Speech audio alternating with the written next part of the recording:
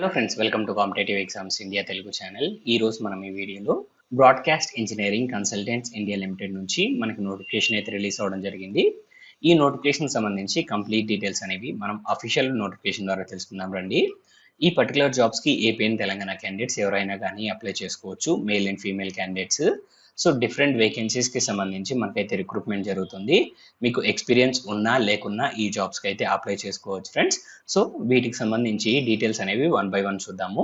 So ముందుగా డీటెయిల్స్లోకి వెళ్ళే ముందు ఒక చిన్న రిక్వెస్ట్ ఫ్రెండ్స్, మన ఛానల్లో మన ఫ్రెండ్స్ వీడియోస్ చూస్తున్నారు కానీ ఎవరు మన ఛానల్ని సబ్స్క్రైబ్ చేసుకోవడం లేదు అండ్ వీడియోస్కి లైక్ ఇవ్వడం లేదు. మీరు ఇచ్చే ఈ చిన్న లైక్ అండ్ సబ్స్క్రైబ్సే నాకు మరిన్ని ఇంపార్టెంట్ నోటిఫికేషన్స్ని మీకు ప్రజెంట్ చేయడానికి మోటివేషన్ ఇస్తుంది. సో ప్లీజ్ మన ఛానల్ని సబ్స్క్రైబ్ చేసుకొని ఈ వీడియోకి ఒక లైక్ ఇవ్వడం మర్చిపోవద్దు.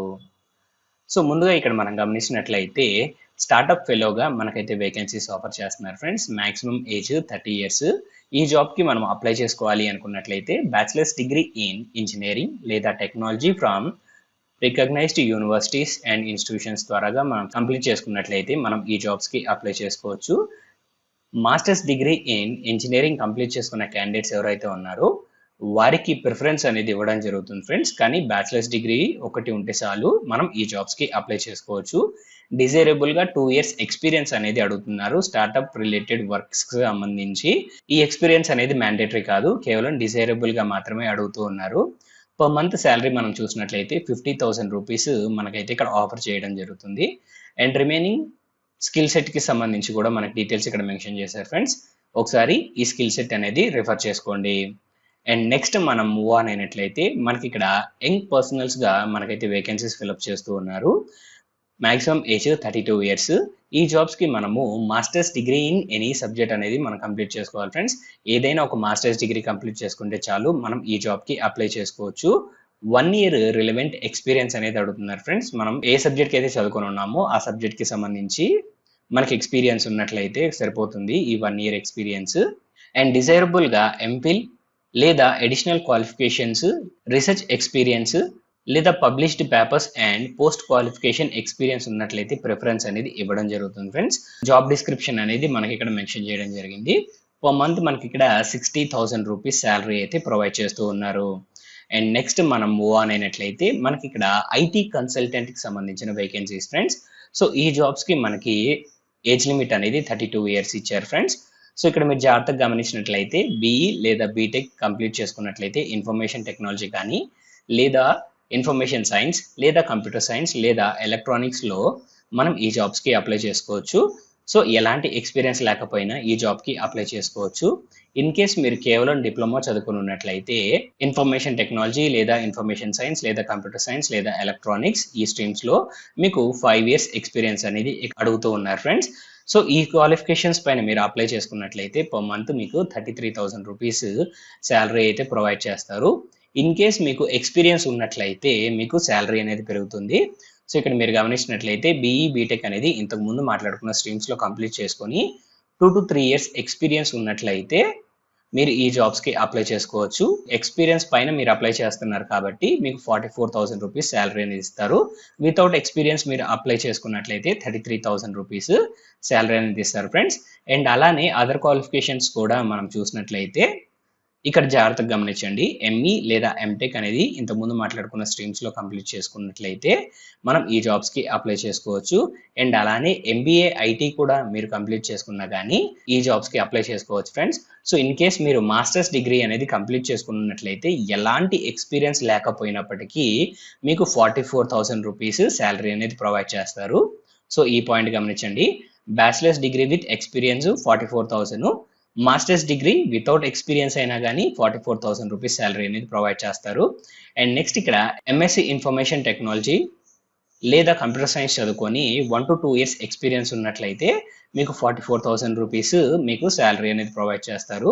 ఇన్ కేస్ మీరు కేవలం డిప్లొమా అనేది ఇంతకుముందు మాట్లాడుకున్న స్ట్రీమ్స్లో కంప్లీట్ చేసుకొని 8 years పైగా ఎక్స్పీరియన్స్ ఉన్నట్లయితే అప్పుడు కూడా మీకు 44,000 రూపీస్ శాలరీ అనేది ప్రొవైడ్ చేస్తారు.